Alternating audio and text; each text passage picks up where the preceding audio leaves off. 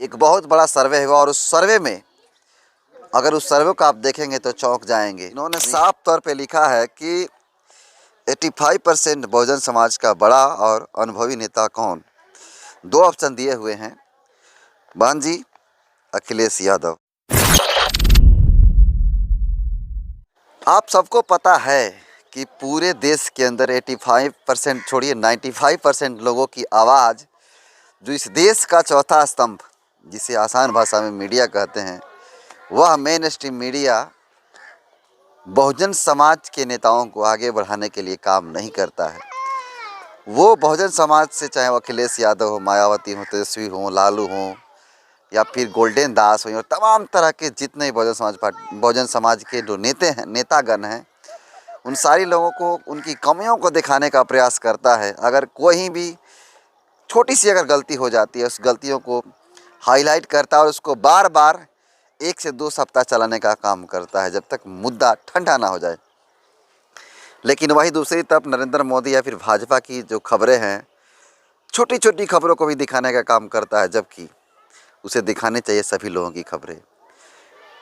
जब ये लोग खबरों को नहीं दिखाने का काम कर रहे थे, तब 2014 के अंदर सोशल मीडिया की शुरुआत हुई और लोग सोशल मीडिया को, हालांकि बहुत पहले से सोशल मीडिया की शुरुआत हुई है, लेकिन लोगों की एक्टिविटी, जो जानकारियां हैं, धीरे धीरे लोगों के अंदर आने लगी और लोग जागरूक होना शुरू कर दिए और समझ गए कि हमारे समाज की जो खबरें हैं उसको दिखाने का काम मेन स्ट्रीम मीडिया नहीं करती है, बल्कि जातिवाद करने का काम करती है। तब नेशनल दस्तक जैसे तमाम तरह के चैनल बहुजन समाज की खबरों को दिखाने के लिए काम करते हैं। नेशनल दस्तक हो गया, पहले सुधरा चलता था, जो सुमित चौहान जी चलाते थे, नेशनल जनमत, दलित दस्तक, और बहुत सारे ऐसे खबरें आज के डेट में चैनल हो गए जो बहुजन समाज की खबरों को दिखाने का काम करते हैं। और बहुजन समाज से जुड़ी खबर ये है कि आपको बता दें कि एक बहुजन समाज का जो जो पत्रकार हैं, वो पत्रकार ने सर्वे किया है ट्विटर पे, एक्स पे। और आपको बता दें कि एक्स पे, आज जो ट्विटर कहते हैं आगे एक्स को, उस पर एक बहुत बड़ा सर्वे हुआ और उस सर्वे में अगर उस सर्वे को आप देखेंगे तो चौंक जाएंगे। जी हाँ, आपको बता दें कि एक सर्वे हुआ है जिसका नाम है, जिस व्यक्ति का नाम, वो पत्रकार हैं और वो बहुत ही बेहतरीन खबर दिखाने का काम करते हैं, जो ज़मीनी स्तर की बात है उसको बताने का काम करते हैं। और उन्होंने एक्स पे एक सर्वे किया है और पोलिंग किया है। उस पोलिंग में किसका कितना परसेंटेज बढ़ा है, वो क्या है बताता हूँ। दरअसल गौरव पाल नाम के एक शख्स ने, उन्होंने एक ट्विटर पे 2 तरह के ऑप्शन दे करके लोगों से ये पूछे हैं। तस्वीरों को आप देख सकते हैं, तस्वीरों में आप देख सकते हैं कि गौरव पाल जो राजपथ में पहले काम करते हैं, अब दूसरा चैनल चला रहे हैं, इन्होंने साफ तौर पे लिखा है कि 85% बहुजन समाज का बड़ा और अनुभवी नेता कौन। 2 ऑप्शन दिए हुए हैं, बहन जी, अखिलेश यादव। और ऐसा इन्होंने इसलिए किया है क्योंकि जिस प्रकार से, चूँकि कांग्रेस का उत्तर प्रदेश के अंदर कोई खास अस्तित्व नहीं है, लोकप्रियता नहीं है लोगों के अंदर, लेकिन जो क्रेज बहन कुमारी, मायावती और अखिलेश यादव का है, वो शायद किसी का न हो, योगी जी का भी नहीं है। तो जो विपक्ष के जो लोग हैं, वो उन लोगों को, दोनों लोगों में ऑप्शन डाला गया है। और आपको बता दें कि अब तक जो है 974 वोट पड़े हैं और 974 वोटों में 87% यानी 87% केवल और केवल बहन कुमारी मायावती जी के लिए पड़े हैं। जबकि अखिलेश यादव को लेकर अगर बात की जाए तो इसमें 13% मात्र 13% वोट इनको मिला हुआ है। तो आप आंकड़ा लगा सकते हैं कि इस देश की तीसरी बड़ी पार्टी कहे जाने वाली बहुजन समाज पार्टी, उस पार्टी के अंदर जो सबसे बड़ा अनुभवी नेता कोई है बहुजन समाज में, वो चाहे लालू यादव हों, अखिलेश यादव हों, मुलायम सिंह हो, या फिर तेजस्वी यादव हों, या फिर कोई अन्य नेता हो, चाहे चंद्रशेखर ही क्यों न हो।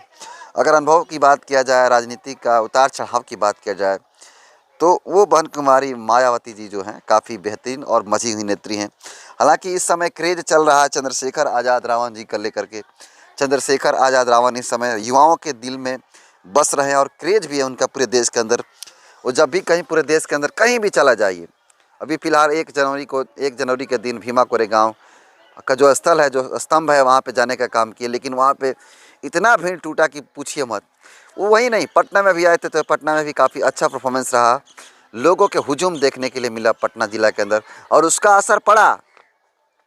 तो वो क्रेज जो है चंद्रशेखर आज़ाद का भी ऐसा बात नहीं है, लेकिन आपको बता दें कि जो क्रेज बहन कुमारी मायावती जी के लिए उस समय था और आज भी जो इंटेलेक्चुअल लोग हैं, जो बुद्धिजीवी लोग हैं, जो राजनीति की समझ रखते हैं, वैसे लोग आज भी बहुजन समाज पार्टी से जुड़े हुए हैं, उनके विचारों से जुड़े हुए हैं। वो अलग बात है कि आज वो लोकसभा का चुनाव या फिर विधानसभा का चुनाव, उनकी सीटें विधानसभा में एक आई और लोकसभा में एक भी नहीं आई, तो अलग बात है। लेकिन मझी हुई नेत्री अनुभव वाली बात की अगर बात किया जाए, उसका सर्वे हुआ तो उसमें 87% जो है लोग बहन कुमारी मायावती जी को पसंद करने का काम करते हैं। ये बहुत बड़ी अपडेट है। दरअसल आपको बता दें कि आज भी लोग जो बहुजन समाज पार्टी के कैडर वोट हैं, वो उसको कोई टस से मस नहीं कर सकता है। आज भी उनको चाहने वाले बहुत सारे लोग हैं और आज भी उनके इस दुख की घड़ी में उनके साथ हैं और कल भी थे और रहेंगे।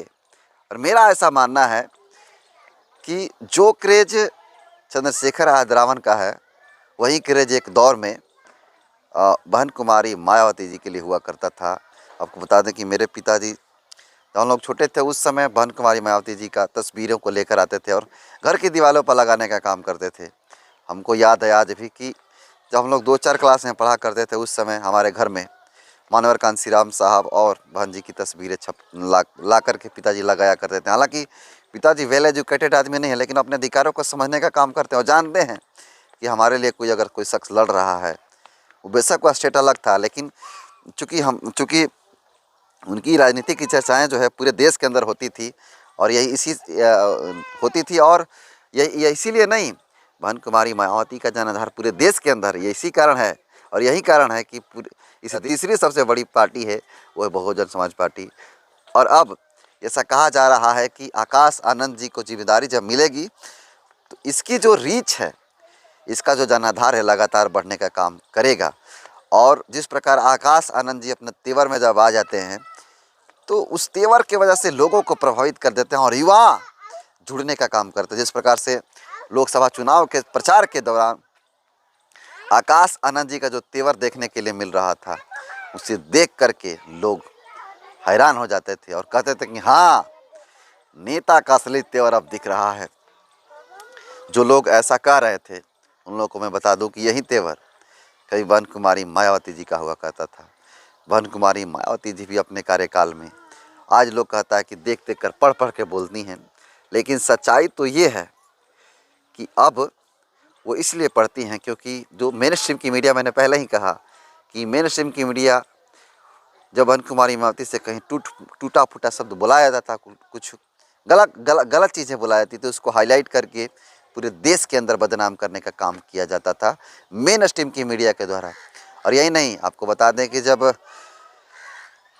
पुराने काल में जब कांग्रेस हुआ करती थी सत्ता में पूरे देश के अंदर, उस समय बाबू जगजीवन राम जी को जब प्रधानमंत्री बनाने की बात हुई थी तो उस समय उनके बेटा की नंगी तस्वीरों को छाप करके उनको बदनाम किया गया और कहा गया कि आप जो है आपका चरित्र हनन हो गया है, आप प्रधानमंत्री नहीं बन सकते हैं।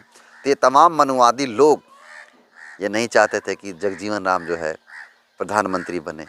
और अब तक के इतिहास में 52 से चुनाव हो रहा है, 1952 से चुनाव हो रहा है, लेकिन अब तक के इतिहास में एक भी दलित प्रधानमंत्री को नहीं बनाया गया है।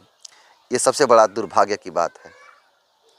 लेकिन जिस प्रकार से गौरव पाल जी के द्वारा सर्वे किया गया, उस सर्वे में बहन कुमारी मायावती जी के लिए जो स्थान है 87% लोगों ने पसंद किया 974 लोगों में से, तो ये काफ़ी काबिल तारीफ़ है और ये बहुत ही बेहतरीन बात होगी। बाकी आप क्या मानते हैं कि 2027 के अंदर जो बहन कुमारी मायावती का है जो तेवर है वो दिखेगा और उसका असर दिखेगा कि नहीं दिखेगा? आप कमेंट कर ज़रूर बताइएगा। बहुत बहुत धन्यवाद।